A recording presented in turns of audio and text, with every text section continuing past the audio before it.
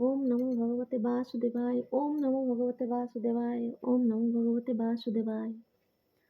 मात्र स्पर्शास्तु कौन्तेय शीतोष्म सुखदुःखदाः आगमापायिनो नित्यस्तं स्थितिक्षस्व भारत।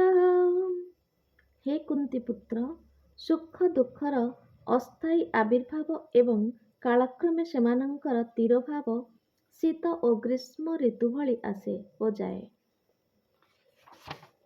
ହେ ଭାରତବଂଶଜ, ସେମାନେ ଇନ୍ଦ୍ରିୟ ଭୋଗରୁ ଜାତ ହୁଅନ୍ତି ଏବଂ ବ୍ୟକ୍ତି ସେଥିରେ ବିଚଳିତ ନ ହୋଇ ସେଗୁଡ଼ିକୁ ସହିଯିବାକୁ ଅଭ୍ୟାସ କରିଯିବା ଉଚିତ।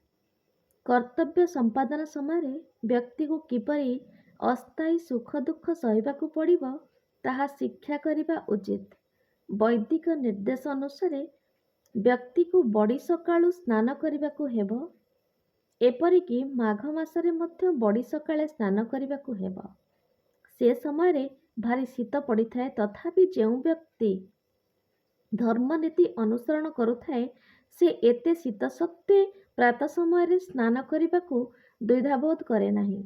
ଠିକ୍ ସେହିପରି ଏକ ସ୍ତ୍ରୀ ଲୋକ ଗ୍ରୀଷ୍ମ ଋତୁରେ ଅର୍ଥାତ୍ ମେ ଓ ଜୁନ୍ ମାସରେ ଯେତେବେଳେ ଖୁବ୍ ଗରମ ପଡ଼ିଥାଏ ସେତେବେଳେ ପାକଶାଳାରେ ନିଆଁ ପାଖରେ ବସି ଖାଦ୍ୟ ପ୍ରସ୍ତୁତ କରିବା ନିମିତ୍ତ ଦ୍ୱିଧାବୋଧ କରେ ନାହିଁ।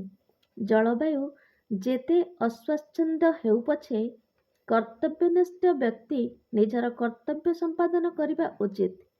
ଠିକ୍ ସେହିପରି ଯୁଦ୍ଧ କରିବା କ୍ଷତ୍ରିୟ ଧର୍ମନୀତି ଅଟେ ଏବଂ ଯଦିଓ ନୀତି ଦୃଷ୍ଟିରୁ କୌଣସି ବ୍ୟକ୍ତିକୁ ତାର କୌଣସି ବନ୍ଧୁ ବା ଆତ୍ମୀୟ ସ୍ୱଜନଙ୍କ ସାଥିରେ ଯୁଦ୍ଧ କରିବାକୁ ପଡ଼େ, ତଥାପି ସେ ସେଥିରୁ ବିରତ ହେବା ଉଚିତ ନୁହେଁ।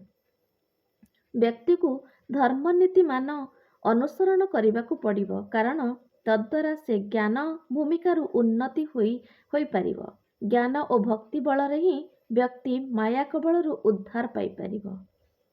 ଏ ଶ୍ଲୋକରେ ଅର୍ଜୁନକୁ ଯେଉଁ ଦୁଇଟି ବିଭିନ୍ନ ନାମରେ ସମ୍ବୋଧନ କରାଯାଇଛି ତାହା ବଡ଼ ଅର୍ଥପୂର୍ଣ୍ଣ ଅଟେ।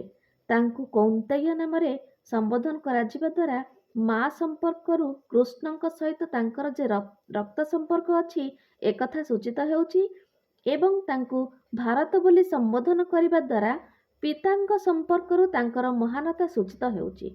ପିତା ଓ ମାତା ଉଭୟ ସମ୍ପର୍କରୁ ତାଙ୍କର ଯେ ଏକ ବଡ଼ ପରମ୍ପରା ରହିଆସିଛି ଏହା ସୂଚିତ ହେଉଛି।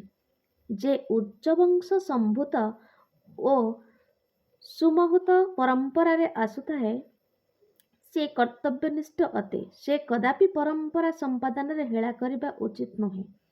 ଏ ଦୃଷ୍ଟିରୁ ଅର୍ଜୁନ ଯୁଦ୍ଧରୁ ବିରତ ହେବା ଉଚିତ ନୁହେଁ। ଓମ୍ ନମୋ ଭଗବତେ ବାସୁଦେବାୟ। ଓମ୍ ନମୋ ଭଗବତେ ବାସୁଦେବାୟ। ଓମ୍ ନମୋ ଭଗବତେ ବାସୁଦେବାୟ।